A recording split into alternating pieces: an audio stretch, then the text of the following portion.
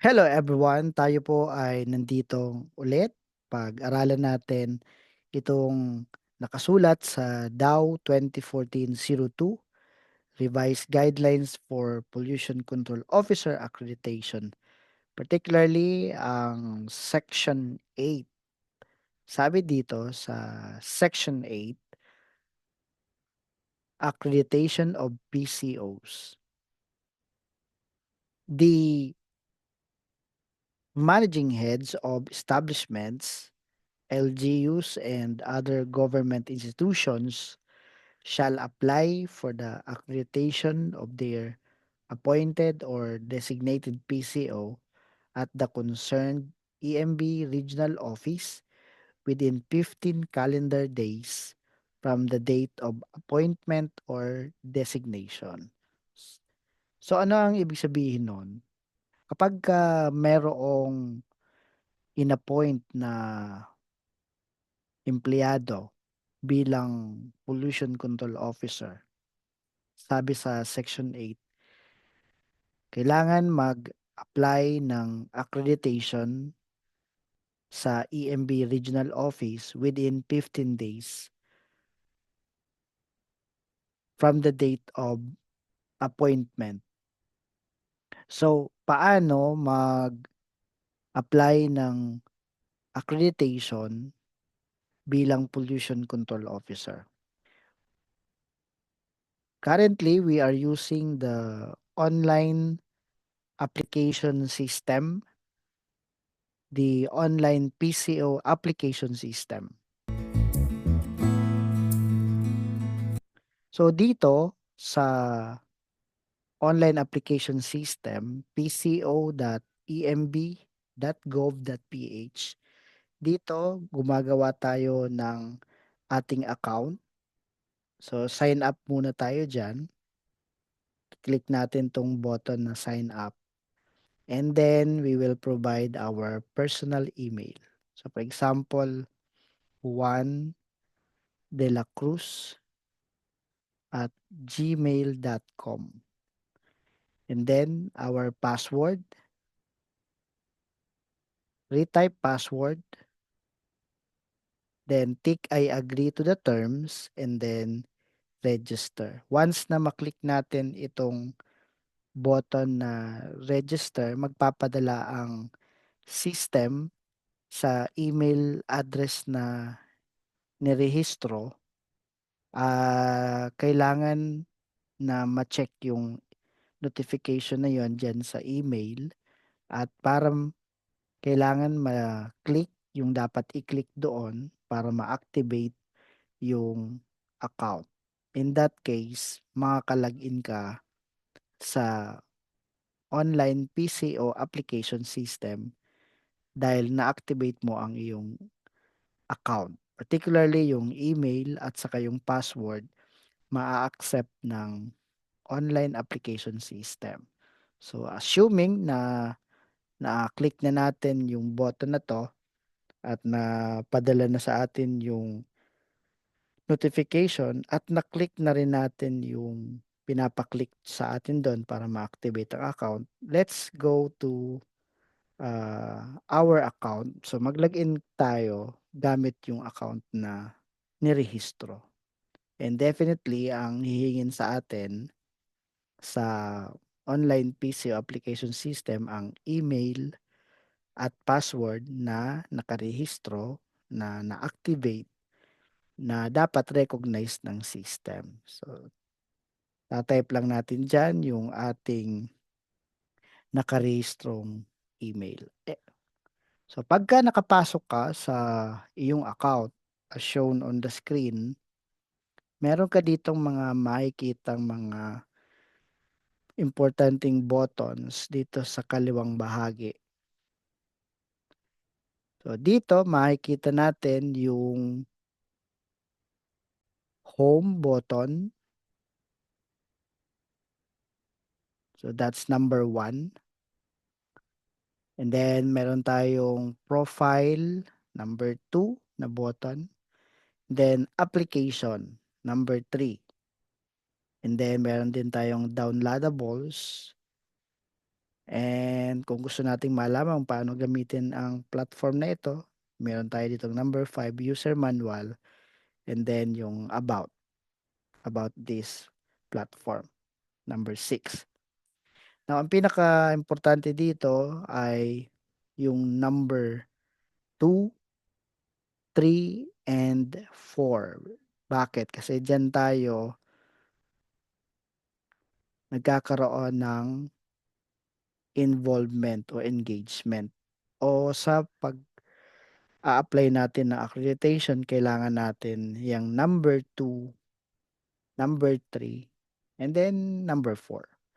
So, definitely kailangan mo itong kumpletuhin, ito pong profile. So, kailangan natin ditong i-provide ang ating personal information at saka yung ating competency. So, 'pag sinabi nating competency, meron tayo ditong education, meron tayo ditong work experience, meron tayo ditong seminars attended, and other personal attachment. So, yun. So, diyan sa ating profile na i-o-open natin mamaya, kailangan natin i-provide yung ating information na magiging basis ng evaluator kung tayo ba ay qualified bilang pollution control officer ng ating mga establishment. Sa number 3 naman, meron tayo ditong mga kailangang i-provide na information, and usually 'pag tungkol na lalo ito sa ating, um, pertinent information as PCO. Kaya naglalagay tayo dito ng, region kung saan tayo located at name of our establishment na nire-represent, yung kanyang category, kung ito ba ay category A or B, at siyempre yung ating mga documentary requirements for accreditation.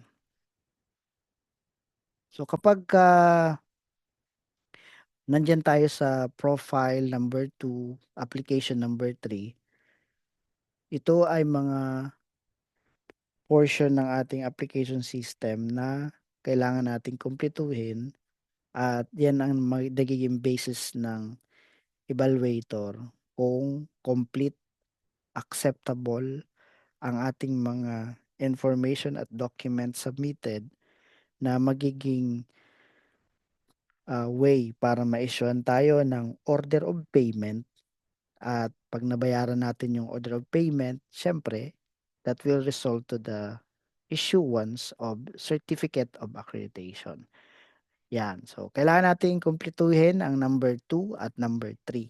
Ang downloadables naman, number 4, ay kung meron kayong mga ipapasang, dokumento sa EMB na prescribed doc document or prescribed template ng EMB para hindi na, malilito ang lahat.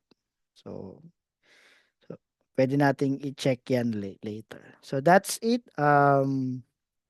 we need to create an account and then log into our account and then complete our profile, complete the application, and eventually pay the corresponding application fee amounting to 500 pesos at within 20 working days, ma-issuean tayo ng certificate of accreditation. 20 days from the time na mabayaran natin yung application fee amounting to 500 pesos and all documents are acceptable and complete. So, yun yun. Now, let's go to the application system at puntahan natin yung tinatawag natin na profile. So, asan ba yung ano ba ang gagawin natin doon sa ating account? Siyempre, unang-una gawin natin, kukumpletuhin natin yung ating profile. So, itong button na profile, click natin yan. At yan yung kailangan na unang makumpleto. So, we need to provide the photo, 2x2 picture, white background, at syempre yung electronic signature, kailangan din yan dito.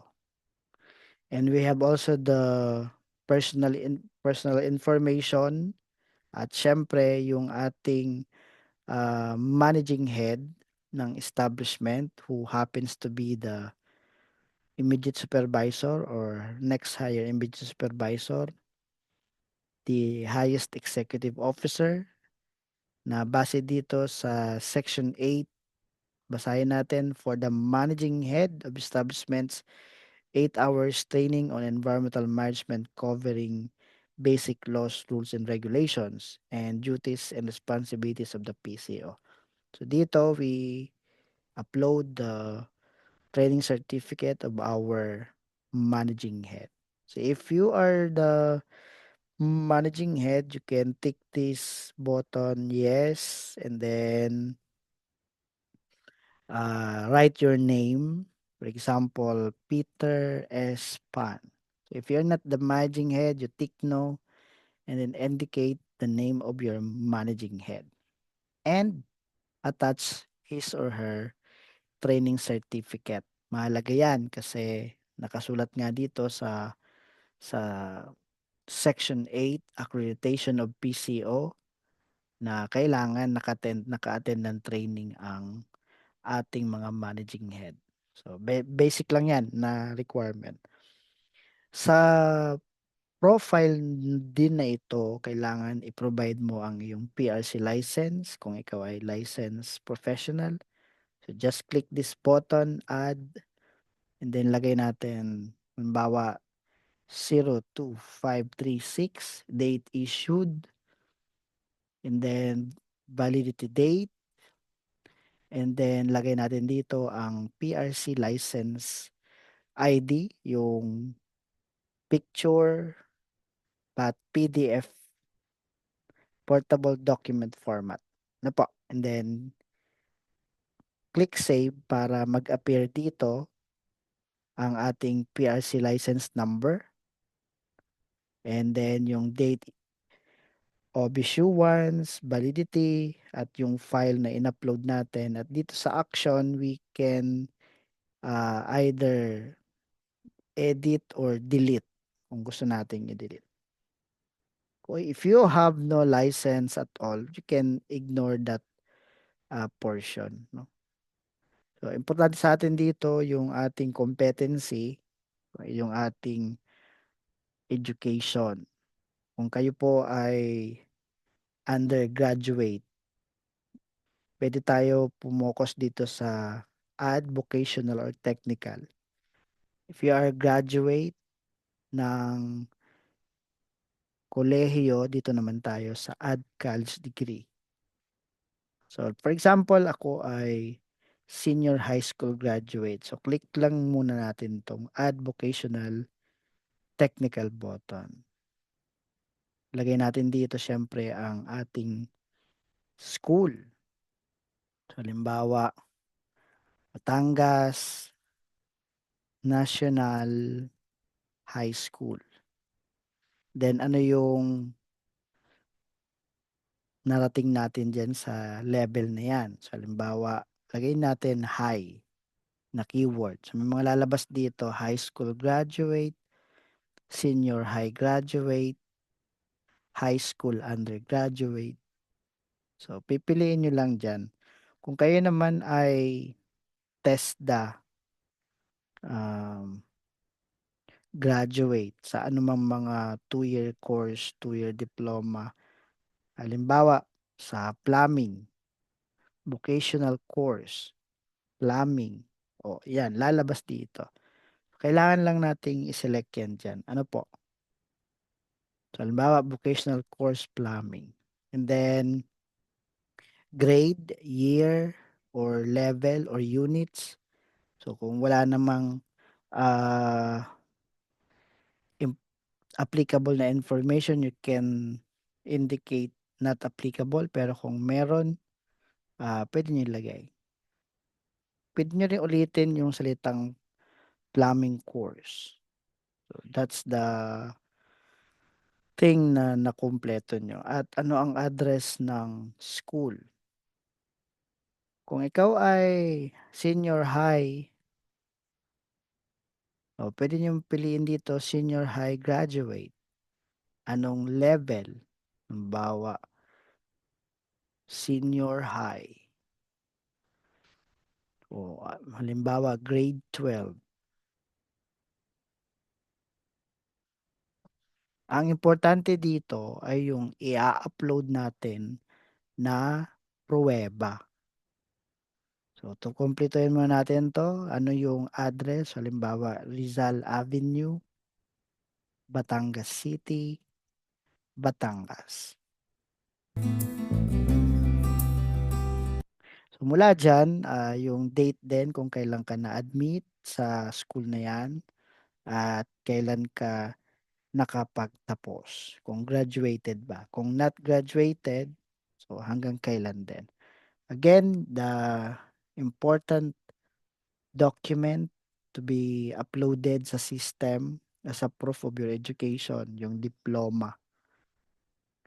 Kung meron pang equivalent nito, just upload it. Basta yan ay PDF. Just click save para po ma-encode sa system yung school, yung course, yung degree, the dates, important dates, at yung file na proof natin. Kung kayo ay graduate ng college, dito rin naman, click lang natin 'to, yung add college degree. Click natin 'yan. So once na-click natin 'yan, mag-a-appear naman dito ano yung school. So halimbawa, Batangas State University. Anong course ang natapos mo? Puwede mo ditong hanapin. So halimbawa, lagay natin sanitary engineering, 'yan. And then anong degree? Sanitary engineering.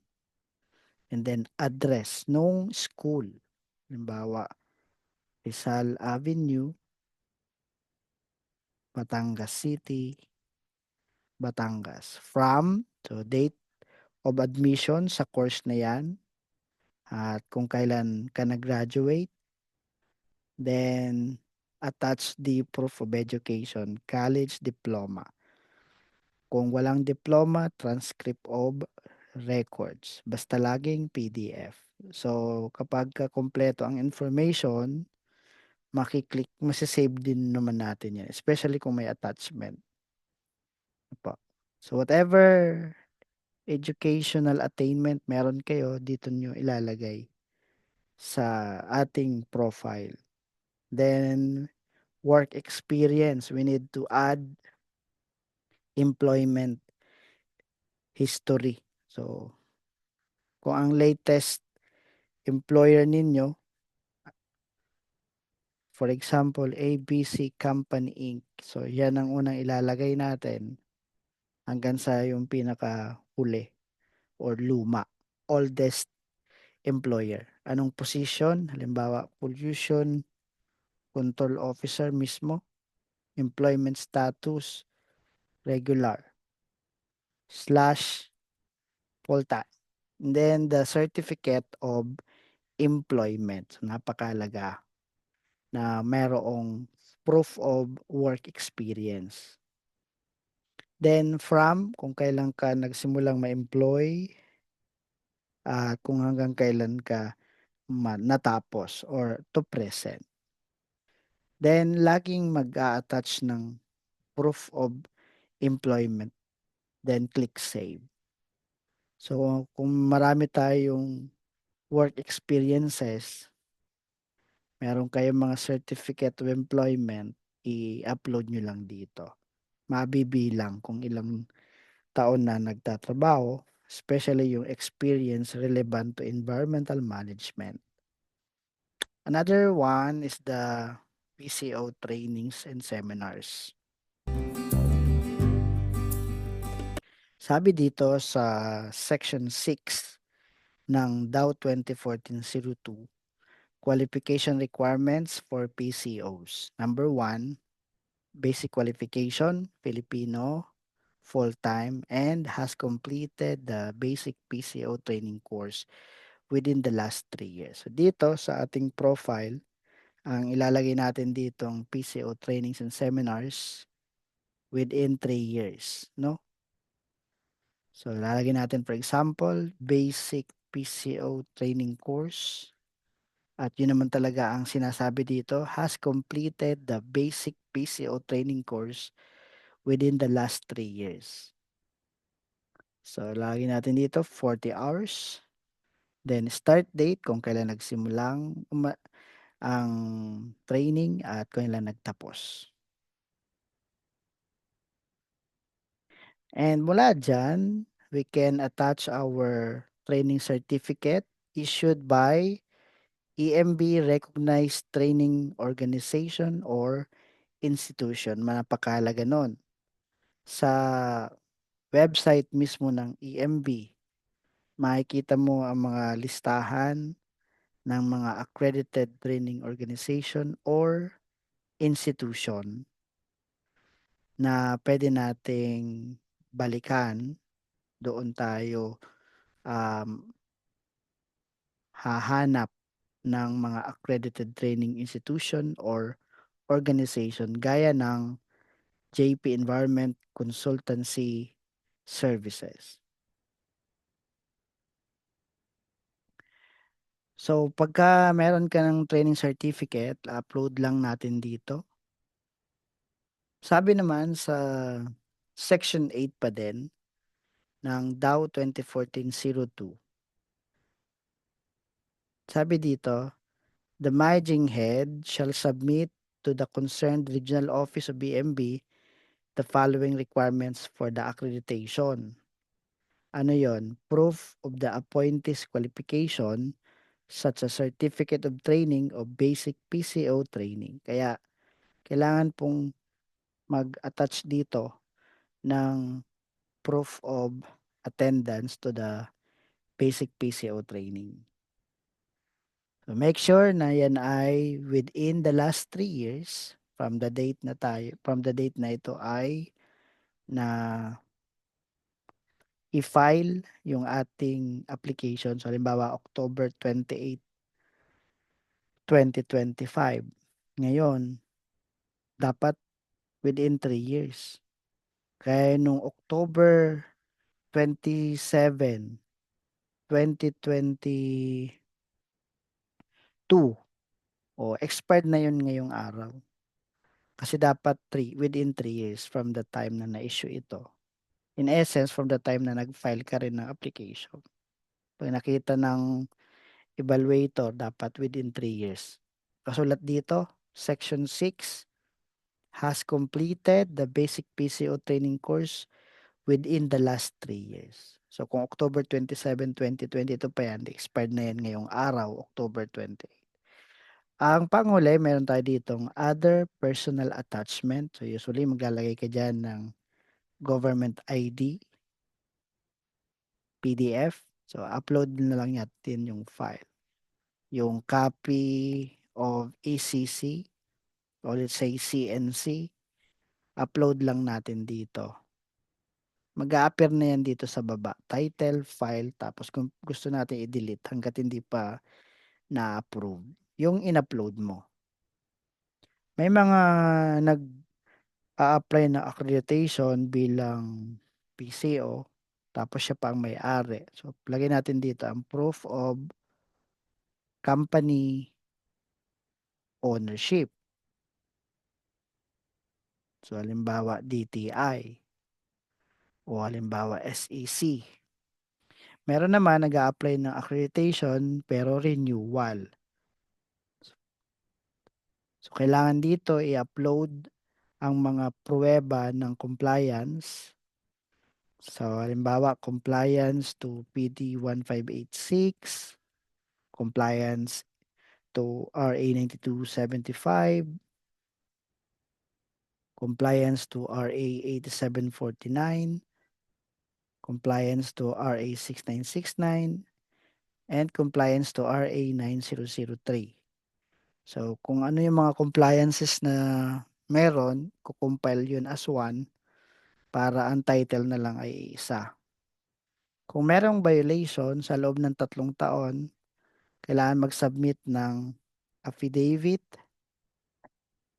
of commitment, notarized affidavit of commitment. Basta merong magre-renew ng accreditation at nakatanggap ng o nagkaroon ng violation sa loob ng 3 taon niya.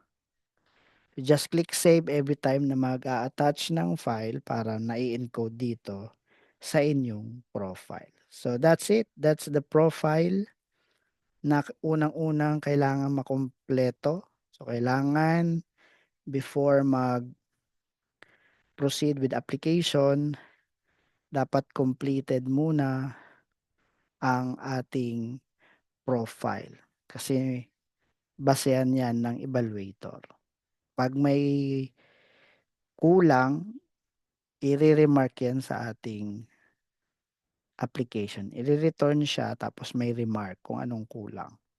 Ang sunod, ito namang application.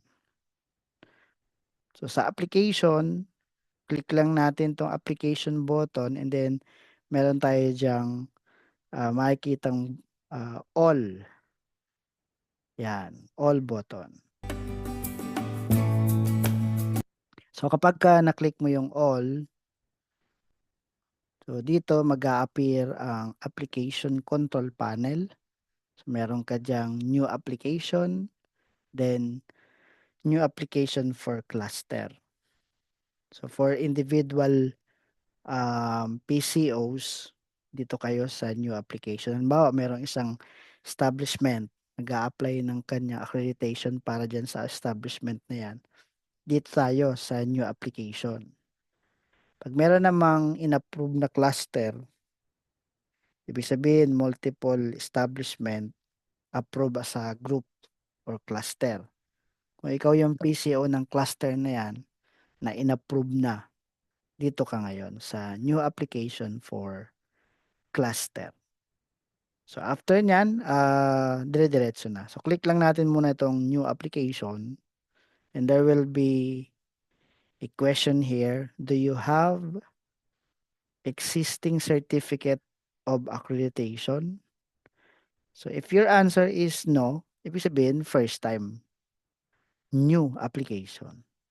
If your answer is yes, ibig sabihin renewal. Meron ka ng previous accreditation and after 3 years, ni-renew mo. Kaya yes. Now, dito sa ating application control panel, pag nag-click ka ng no, you will see na lalabas dito new application.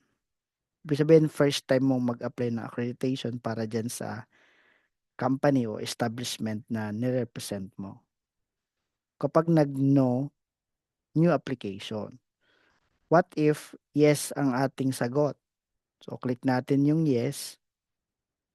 You can see here na renewal. Renewal of existing certificate of accreditation. So, hindi ka kailangan magtaka na hinihingan ka ng previous accreditation certificate kasi nga renewal.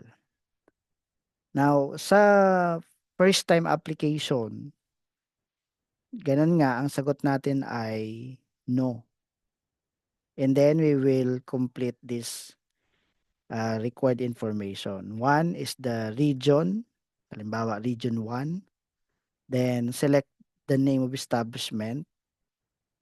And then the website, kung may website ang inyong company. Kung wala, just put not applicable, NA. And then nature of business of the establishment, kung ano man po yan. So dito, you need to select kung ano yung um, nature of business. Se-select mo lang yan. And then establishment category, ito na yung A or B. Dahil pagka category A, ano yung set of requirements mo sa competency? Pagka category B, ano yung competency requirement mo? Lalo pagdating sa education and number of years of experience. So, kailangan malinaw sa atin kung anong category dahil nakadepende yan sa ating competency. So, if you are qualified, ma-issuean ka talaga ng accreditation. So, you need to select either A or B. So, kapag category A ang sinelect mo, titingnan ang iyong competency, yung education and or work experience. Ito yon. Kapag pinili mo naman ay category B, edi yung competency requirement for category B, mas stringent, mas mataas na qualification. Then, telephone number, kung meron, kung wala, NA, employment status, click full-time. And then current position, say PCO, and then number of years in current position, 5 years. Kung hindi, halimbawa, industrial supervisor, o 5 taon na ako dyan. At ngayon, ginawa kong PCO. Then, mula dyan, kailangan nating i-upload ang 3 basic requirements. We have the duly signed appointment or designation of the PCO, certificate of employment, and then notarized affidavit of undertaking. So those are the 3 basic requirements na kailangan i-upload. At dito, may button ditong submit application. Kapag na-upload mo na yang tatlong yan, submit mo na. So, marirecord na yan sa system ng EMB. Mag-a-assign na ang EMB ng evaluator na mag-evaluate ng mga requirements at pagka nakitang complete and acceptable, they will issue the order of payment at bayaran mo lang sa Land Bank of the Philippines through Land Bank Linkbis Portal yung 500 pesos application fee. At balik ka dito sa iyong account, mayroon ditong portion, madadagdagan po yan ng box ulit. So, para maglagay ka naman ng iyong proof of payment. So, nakalagay dyan, official receipt. So, kailangan mo lang mag-add ng file dito. Yun po. So, yung tatlo lang, pagka dating ng oras, pag pinagbayad ka na, magkakaroon yan dyan ng add file for the official receipt. Tapos, submit mo ulit yung ating application. Okay po. Now, pagka tiningnan mo yung new application, yung tatlong basic requirements, appointment as PCO, certificate of employment, affidavit of joint undertaking of the PCO and managing head. Pagka magre-renew ka naman, ganoon din ang hahanapin. Click yes lang para sa renewal. Ganoon din ang hahanapin, nadagdagan lang ng isa. Yung copy ng Certificate of Accreditation previously issued by EMB. And then, yung sa taas, yung application information, region, establishment name, website, nature of business, establishment category, telephone number, employment status, current position, number of years. Parehas lang yan. And then click submit application. So, you have submitted your application, either new or renewal. Antayin mo na lang yung remarks para makita mo kung may remarks. click mo lang yung application button, click all, diyan mo makikita yan kung merong remarks.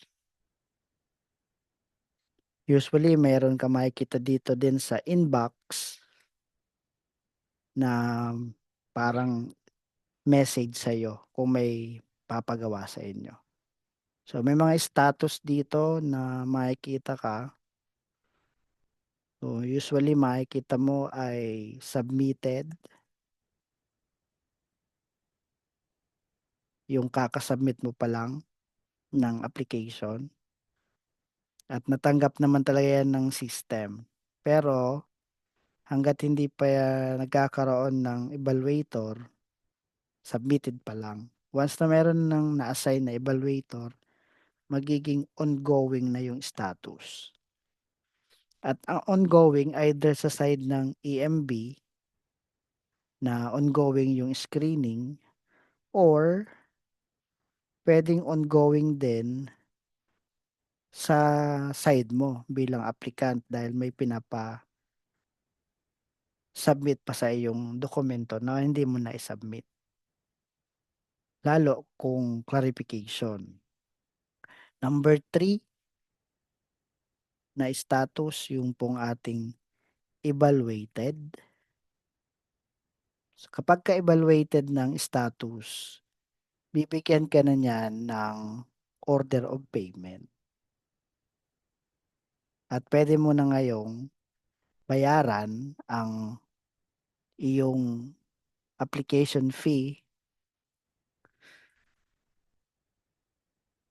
na 500 pesos through Land Bank of the Philippines.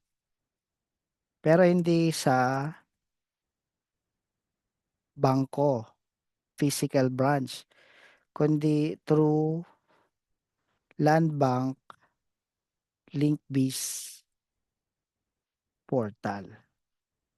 So, diyan ka ngayon magbabayad. And then, the portal will, of course, provide you or generate electronic receipt of payment. At yan ngayon ang i-upload mo sa iyong account.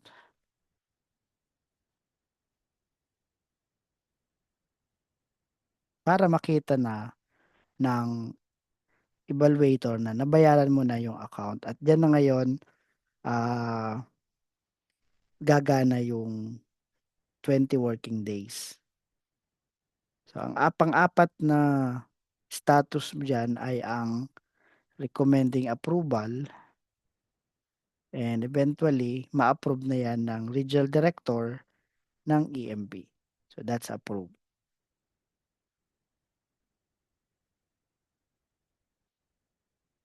Ano ang validity ng certificate na yan? Valid yan for 3 years unless sooner revoke.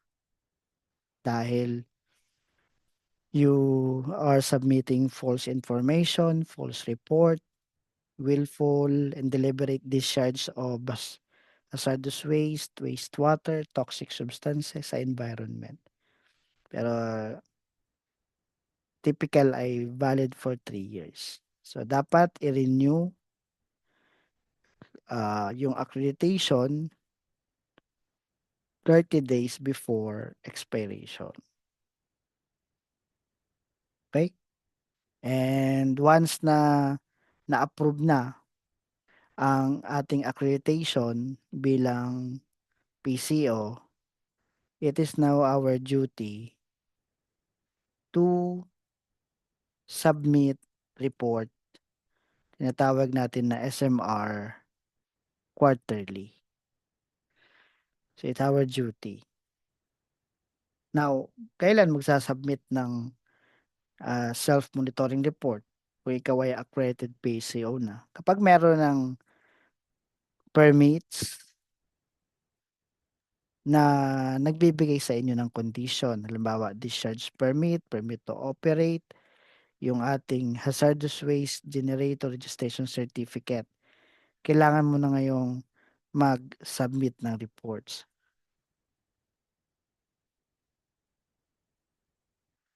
Meron naman yung kung meron kayong ECC na nire-require din ang proponent na mag-submit ng SMR quarterly. So, yun. And I hope may natutunan kayo on how to apply for accreditation. One is to complete our personal profile. We need to submit our pertinent documentary requirements, pay the application fee amounting to 500 pesos, and then once ma-approve yung ating accreditation, valid for 3 years, typical, renew accreditation certificate 30 days before expiration. And once accredited, you need to submit self-monitoring report quarterly to EMB Regional Office. Thank you very much everyone for time listening and God bless us all.